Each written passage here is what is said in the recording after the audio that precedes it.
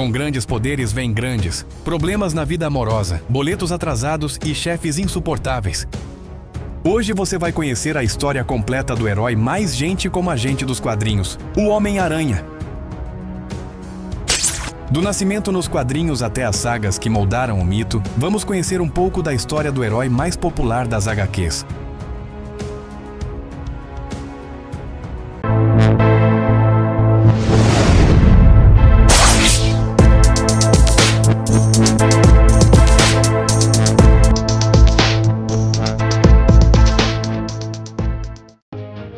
Sejam muito bem-vindos, meus aracnídeos viajantes. Eu sou o Jota e esse é o De Volta para o Passado.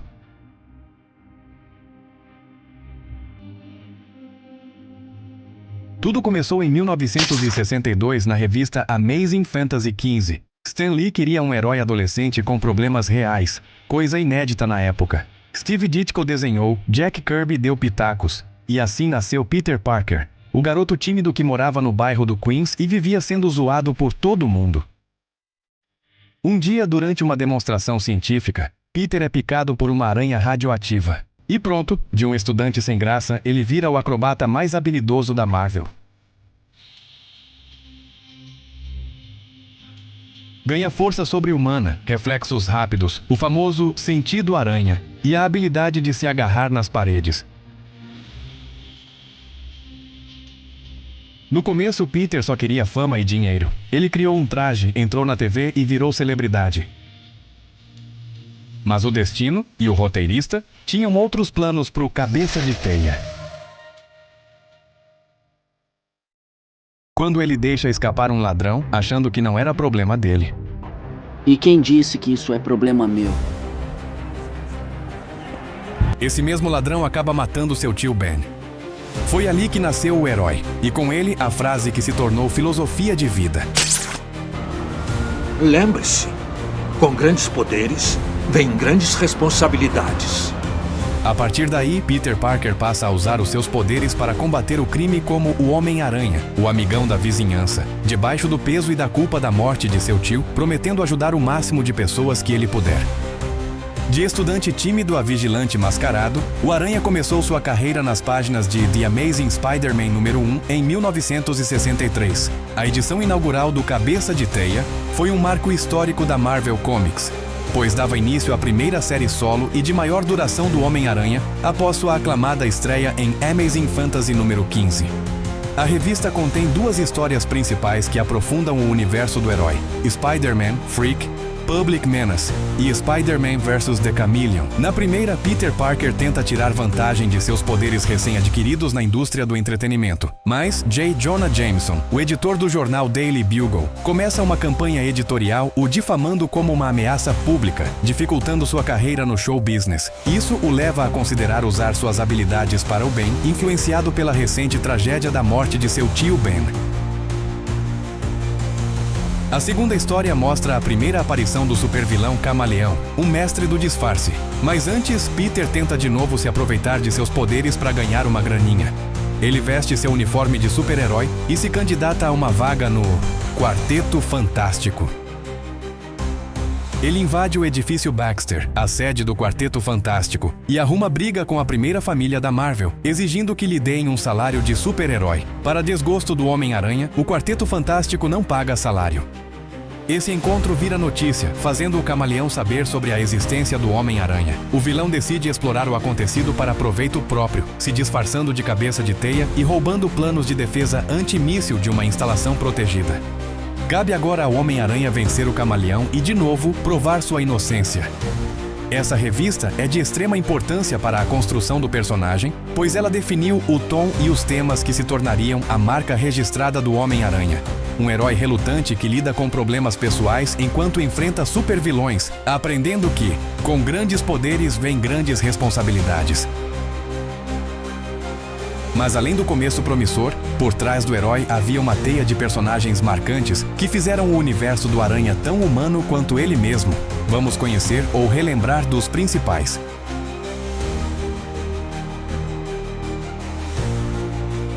Mabel May Parker, ou Tia May, é uma personagem fundamental no universo do Homem-Aranha, atuando como a figura materna que cria Peter Parker após a morte de seus pais e posteriormente de seu marido, Ben Parker. É um símbolo de apoio e otimismo para Peter, frequentemente agindo como uma bússola moral para o rapaz.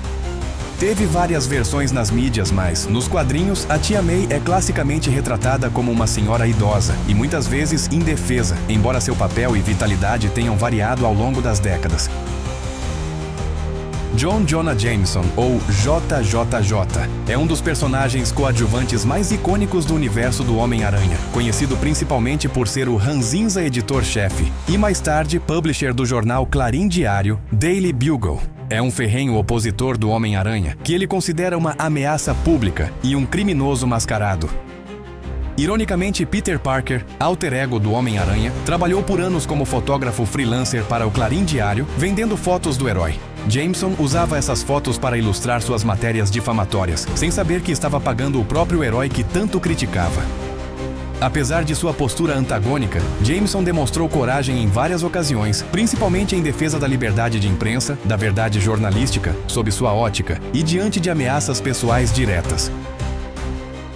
No cinema, Jameson é lembrado pela brilhante interpretação de J.K. Simmons na trilogia de filmes de Sam Raimi de 2002 a 2007 e, posteriormente, no universo cinematográfico Marvel, MCU, onde ele é retratado como um apresentador de notícias sensacionalista online. Could you pay me in advance?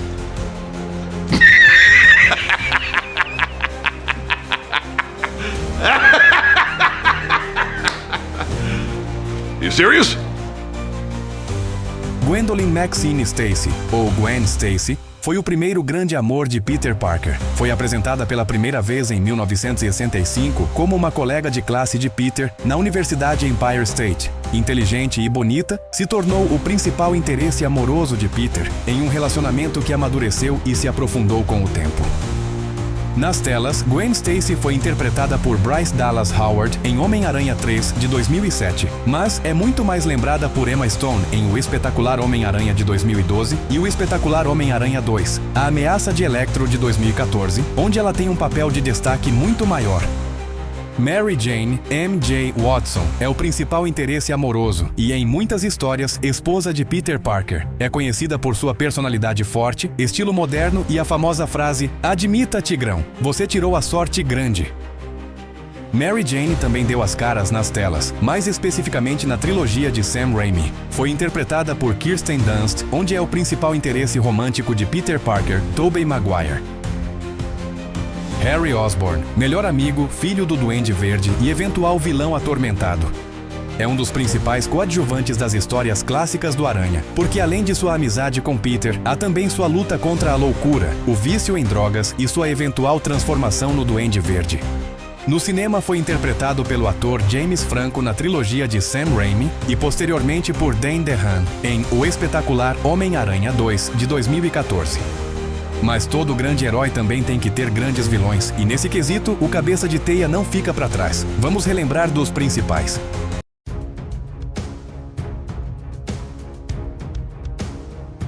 O Duende Verde é um dos supervilões mais icônicos das HQs da Marvel, e o principal arqui-inimigo do Homem-Aranha, muitas vezes comparado ao Coringa para o Batman.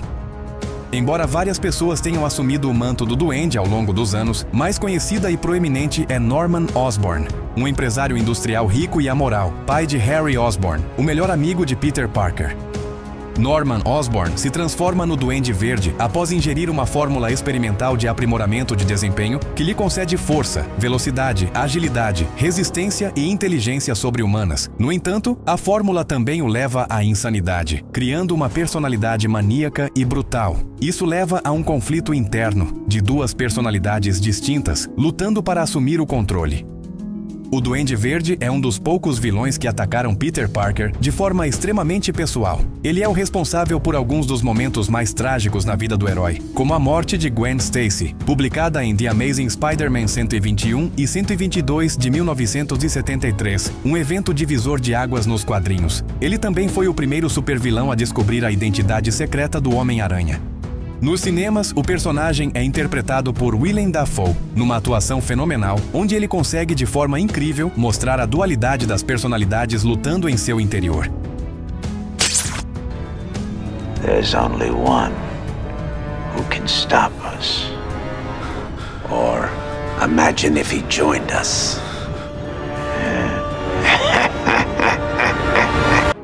Otto Gunther Octavius, o Dr. Octopus, é um dos mais icônicos e duradouros vilões do Amigão da Vizinhança. Teve sua primeira aparição em The Amazing Spider-Man 3, em julho de 1963. Brilhante cientista especializado em física nuclear, tornou-se um gênio do crime megalomaníaco depois de um acidente que fez seus tentáculos prostéticos, ao qual usava para trabalhos manuais, se fundirem ao seu corpo, junto com a radiação que mudou sua mente. Dr. Octopus também deu as caras no cinema. Foi interpretado por Alfred Molina em Homem-Aranha 2 de 2004 e posteriormente em Homem-Aranha Sem Volta para Casa de 2021, estrelado por Tom Holland, onde ele reprisou o papel graças ao conceito de multiverso. O Lagarto, Dr. Kurt Connors, um brilhante geneticista e ex-cirurgião militar que perdeu o braço direito em uma explosão durante a guerra. Connors desenvolve um soro experimental a partir do DNA de répteis, conhecidos por sua capacidade de regeneração, para ter seu braço de volta. O experimento dá certo, mas não sem um custo. Connors se transforma em um lagarto gigante, com um único objetivo: erradicar mamíferos e permitir que os répteis herdem a Terra. Lagarto teve sua estreia na revista The Amazing Spider-Man 6, publicada em novembro de 1963, e desde então tornou-se figura recorrente nas histórias do Teioso.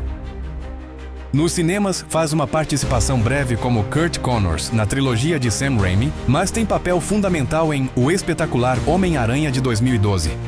E claro, o Venom, que nasceu do uniforme negro alienígena trazido das guerras secretas nos anos 80, e que acabou se tornando um dos maiores inimigos e às vezes aliado do Aranha.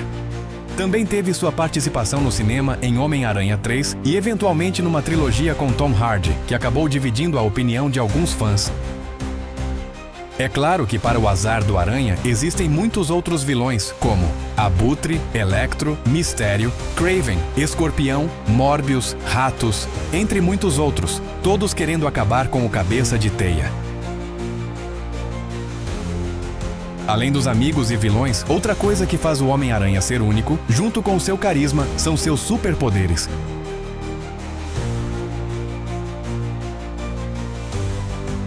Os principais poderes incluem Super Força.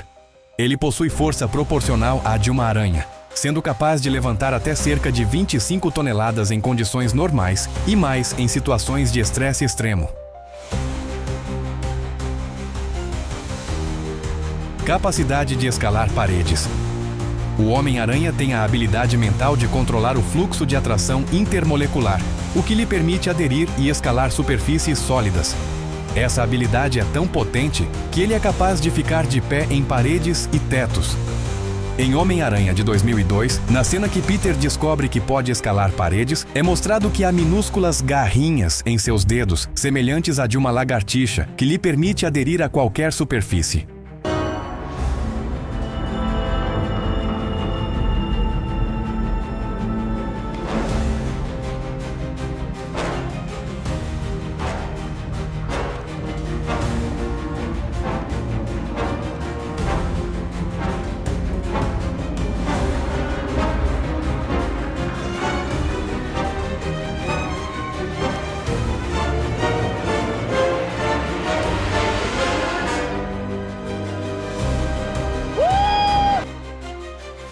Agilidade, velocidade e reflexos aprimorados.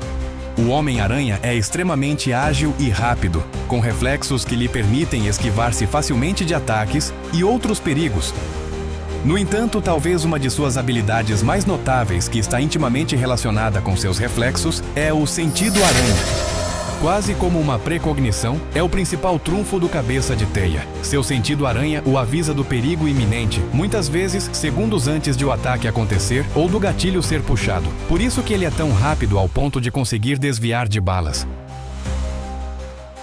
Além disso, o Homem-Aranha possui resistência e fator de cura aprimorados, que lhe permite se curar de lesões em um ritmo acelerado, e um intelecto genial que usa para criar seus equipamentos, como os lançadores e fluido de teia. Em outras versões, como a do filme de 2002, as teias do Aranha são orgânicas, não necessitando de lançadores.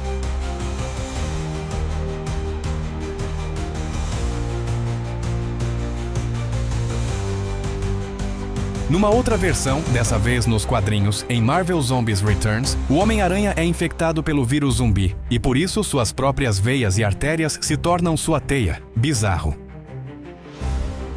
Uma curiosidade interessante sobre as teias do Aranha é que elas se dissolvem em cerca de 1 hora ou mais, dependendo da versão. Isso é intencional, já que garante que a polícia não vá coletar para análise, nem que a cidade fique suja. Agora segura firme na teia, porque lá vem algumas das sagas que definiram o Aranha entre os anos 60 e 2000.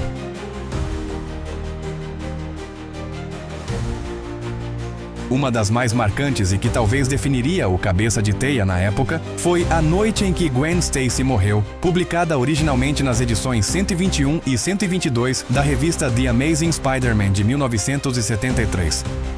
O Duende Verde sequestra Gwen Stacy e a joga do alto da ponte George Washington. O Homem-Aranha tenta salvá-la lançando uma teia que prende a perna de Gwen.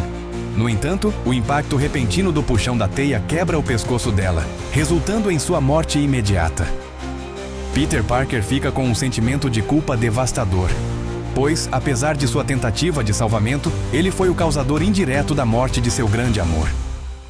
A morte de Gwen Stacy é considerada um marco histórico que encerrou a Era de Prata dos quadrinhos e iniciou a Era de Bronze, mais sombria e realista, pois foi a primeira vez que um personagem principal e amado foi morto de forma irreversível e trágica, algo impensável para a época.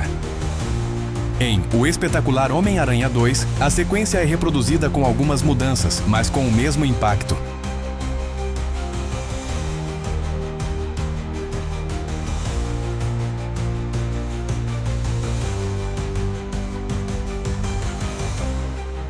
A Última Caçada de Kraven, 1987. Sombria, intensa e considerada uma das melhores sagas do Homem-Aranha. A história aborda temas pesados como perturbação mental, trauma e suicídio. Kraven, o caçador, um aristocrata russo que busca provar sua superioridade como caçador, decide que sua missão final é derrotar o Homem-Aranha e provar que é um herói melhor do que ele. Teve Guerras Secretas de 1984 e 1985, uma espécie de Mortal Kombat, com super-heróis e vilões, onde uma entidade cósmica chamada Beyonder os leva ao mundo bélico e declara: matem seus inimigos e tudo o que desejarem será seu. Foi lá que o Aranha obteve seu uniforme negro, que mais tarde se revelaria o simbionte Venom. Também tivemos outras sagas icônicas, como a Saga do Clone, anos 90, confusão pura, clones, duplos, revelações e fãs com dor de cabeça. Maximum Carnage, 1993, o caos total, com Venom e Carnificina espalhando destruição por Nova York. Homem-Aranha, A Volta do Duende Verde, 1996, Norman Osborn retorna dos mortos, encerrando anos de mistério. E Homem-Aranha, Um Novo Dia, final dos anos 90. Prepara o terreno para a virada dos anos 2000, quando Peter volta a viver novas aventuras mais leves, mas com o mesmo azar de sempre. Uma curiosidade bem interessante, não sobre uma saga, mas sim um crossover, é que o Homem-Aranha e o Superman se enfrentaram e depois se uniram em uma edição histórica de crossover chamada Superman vs. The Amazing Spider-Man, The Battle of the Century, publicada em março de 1976. Este foi o primeiro crossover moderno de super-heróis entre as duas maiores editoras de quadrinhos, DC Comics e Marvel Comics. A história, escrita por Jerry Conway, mostra os arqui-inimigos Lex Luthor, da DC, e Dr. Octopus, da Marvel, formando uma aliança e sequestrando Lois Lane e Mary Jane Watson. O Homem-Aranha chega a lutar contra o Superman, mas percebe que estão sendo manipulados, unem forças, resgatam as mulheres e frustram o plano dos vilões. A revista foi um marco na história dos quadrinhos, reunindo os personagens mais populares de cada editora e provando que tais colaborações eram possíveis e bem-sucedidas.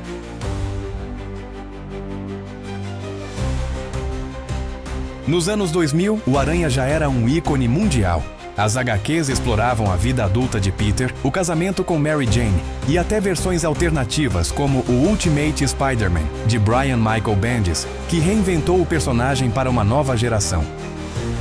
Independente da época que você conheceu o Amigão da Vizinhança, seja nos anos 70, 80, com produções para TV, ou o famoso gibi, nos anos 90, com histórias mais pesadas, ou nos anos 2000, com novas animações e filmes, o fato é que Peter Parker virou símbolo de superação, humanidade e humor diante do caos. Porque, no fundo, o Aranha sempre foi a metáfora perfeita para a vida. A gente apanha, cai, levanta e solta mais uma teia para seguir em frente. E se você gostou desse mergulho no universo do Cabeça de Teia, deixa o like, se inscreve e ativa o sino. E me conta aí nos comentários, qual a sua saga preferida? É alguma que eu não mencionei? Me fala aí. Qual o seu vilão favorito? Quais curiosidades sobre o Aranha você conhece que eu não falei? Diz aí pra mim. Porque, como diria o tio Ben, você sabe o resto. Até a próxima, meus aracnídeos viajantes.